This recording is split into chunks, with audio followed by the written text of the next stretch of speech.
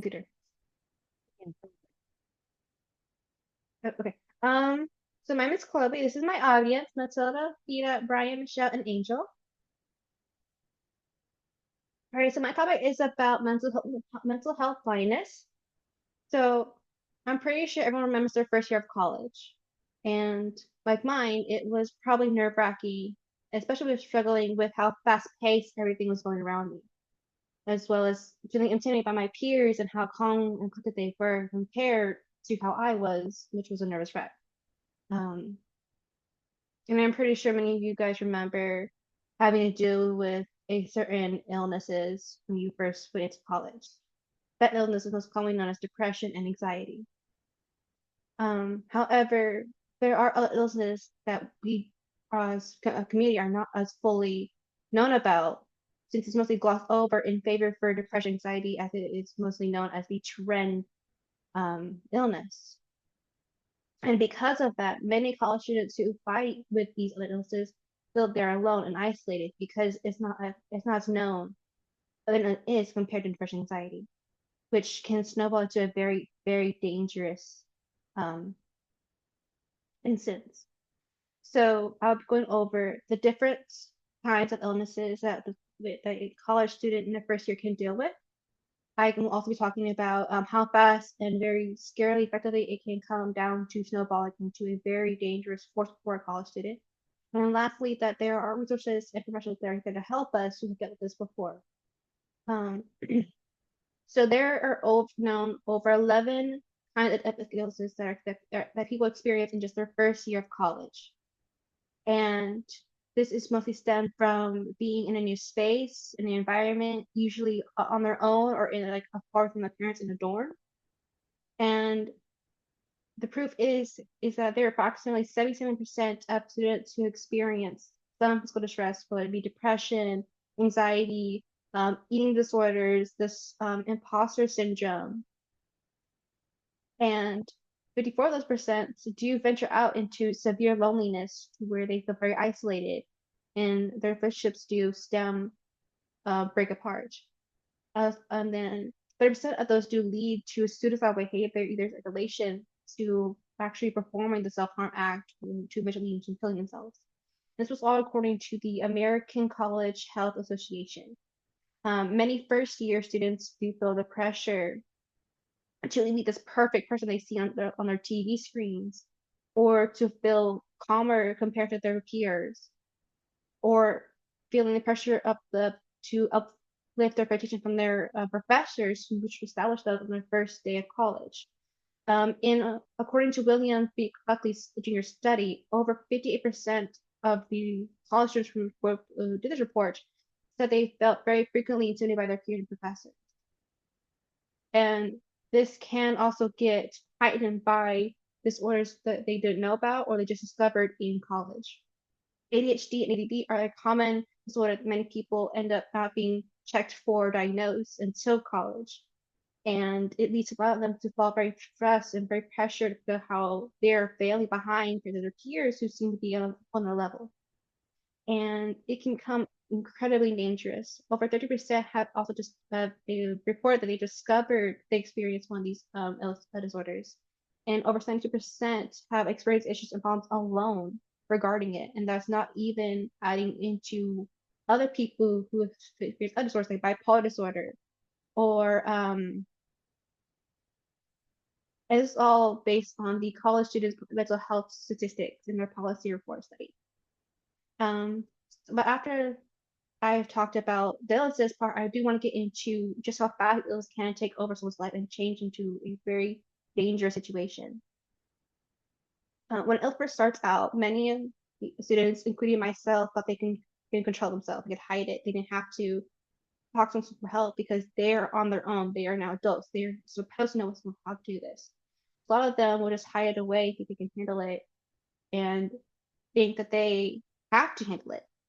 And this mindset is incredibly dangerous, especially for a young student who just got out of high school and is now starting their first year.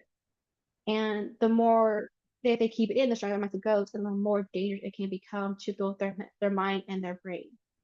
Um, And this is mostly done by the subtle lies that the brain would tell you to keep you stuck in that lock and that think you think you're in control, which can lead to suicidal ideation and self-harm. According to the Healthy Minds policy, when they did their study and graphs it out, it showed that the distance between a suicidal ideation and self-harm is growing higher and higher than people just talking out and finding other solutions. Self-harm is compared to those two, it's actually the highest for people who would rather hurt themselves and hide it than to just think about it and talk to someone about it. And this only heightens with the drug abuse, alcohol abuse, and the peer pressure of peers to just party, forget instead of focusing on their health. And because of this, since so many people feel alone, they tend to neglect the resources that colleges do have. But they do have them, and they are there because you are not alone. Many professors have actually been in people's shoes if you don't realize, and they are there to help you. Many professors at the colleges themselves will be survivors of a story from a mental illness, either by surviving an eating disorder fight or just understanding what it's like to be in it. But Clan Community College is a very prime example of this, since they have on their website, they have a full page dedicated to resources for students, whether it be financial, food, housing, and even mental disorders. They have a full staff ready to help with anyone who is in dire need of help. And this is what people don't realize. This world can be very scary from a new student point of view who just got out of being in a house where they had support and now they're on their own, had to keep their postpone studies. And the judgment and stress from it all can become extremely dangerous if not left untreated. And so what I recommend is that when you do go to college, that you meet with your staff, that you see them, that you know, that do not follow the trend of students who think they have to do it themselves when they are fighting against these 11 illnesses and end up hurting themselves or letting it get too out of control where they are now on death's door. That to allow these resources that these professors have for you, that they're healthy. And so when you do pass your first year and you're looking back on it, you can say it wasn't as bad as it was could have been. And now that I want to talk to the audience, see what questions are for this presentation. Would Brian like to go first? Would Brian like to go first? So, do you think that the mental illness is more susceptible to women than men, or vice versa? So there's a study that does go along with your question that if the mental illness is very easy or more susceptible to women or men, vice versa. And the answer is no. At least the simple answer could be no. Many of those studies do show that they are compared to men and women. There are some illnesses that do attack more of them. The Stockholm, the imposter syndrome is one of a good example where it can affect men more since there's more categories in college and sports, and there's some people who are at sports that they do put pressure to in more categories. However, the illness has no gender bias. They will attack anyone who falls prey to them, whether it be severe loneliness, whether it be stress from study. It will affect anyone who falls into any of these depression, illnesses categories. Next question.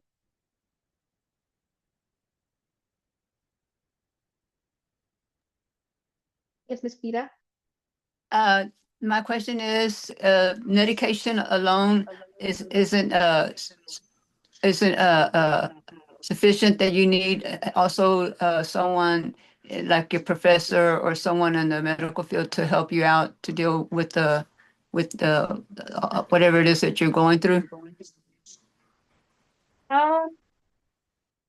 So can medication or professor be better in the field? And the answer is yes and no. Just to rely on medication alone is not going to fix the problem. And having a professor in the area can very actually help out with the illnesses. It is better to at least have one of the two than to have just the one. Next question. Do you feel that stress gets more aggressive with you having to be the one to have all the answers, meaning to all the questions, than having to rely on your parents? Being, having thing right there.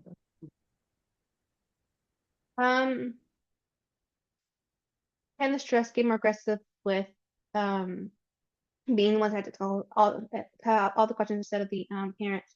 And the answer is yes. When a student first goes into college, they do feel they have to they have to be the one who has everything because now they're adults, and they do their parents as the adult who have the answers. Now it's their, and it can be stressful if you're not used to understanding and answering other questions. At least having a small experience with some questions. And to a student who's trying to figure out all of it and about illnesses, it can become very stressful and can affect their health. So there's a lot of studies and professionals have told students to have a balance part of both, to have both education with their parents, to ask them questions, to ask for help if they need it, to get answers that they don't understand, to have professors to ask them for help to understand questions, and to also be able to at least work out an understanding of the answer to a question that they need to start on their own, since they are starting the path on adulthood. However, they should not be the only one to have these questions, because yes, stress can become very aggressive with these people who have no experience and no idea what they are doing. Next question, Miss Matilda. Does team study groups, does that help it or no? So teen study groups can help with some illnesses. However, it's got to be said as a no. Many teen study groups can become judgmental and to feel empowered hurt other students who are also there for help. However, there are some study groups that can actually help a student in need and help them realize what their illness is, what their disorder is, and actually help them get the help they need. Next question. I know that you have to take medication to help you with your depression or your stress, but aren't there other ways that can help besides taking medication, or maybe talking to someone, like something that can actually help you go through with everything? So it is recommended to have other support systems beside medication and people to talk to help one out. So yes, there are activities that you can do to help at least lessen the blow and to better understand your depression. An example of this would be going outside for walks, for runs, finding a hobby in crafts, or finding a hobby in reading a good book. So there are activities you can do to help lessen the damage that depression does, and to at least find a way that you feel more joy of.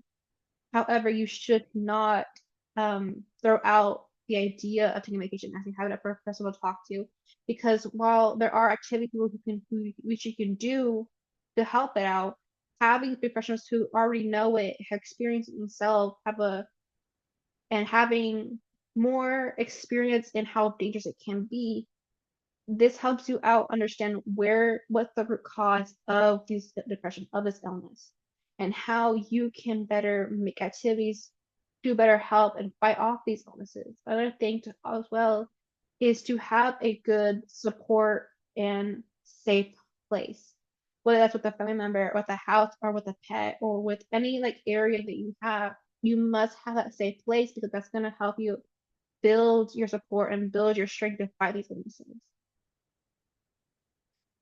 Is there any more questions? All right, then that concludes that end of the speech. And thank you all for joining me. Bye, everyone.